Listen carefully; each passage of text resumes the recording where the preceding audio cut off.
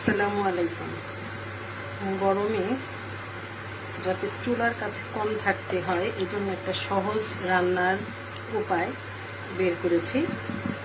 মুরগিটাকে ছোট মুরগি হলেই ভালো, অথবা মুরগি বড় হলেও একটু আলাদা, একটু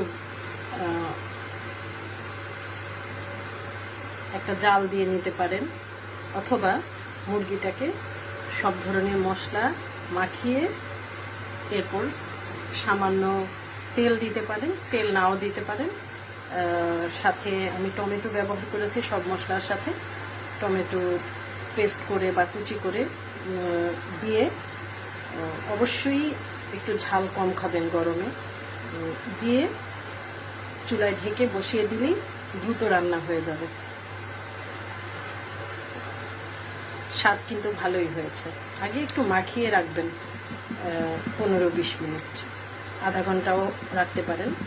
একটু মাখিয়ে নিলে কাজটা দ্রুত হয়ে যাবে।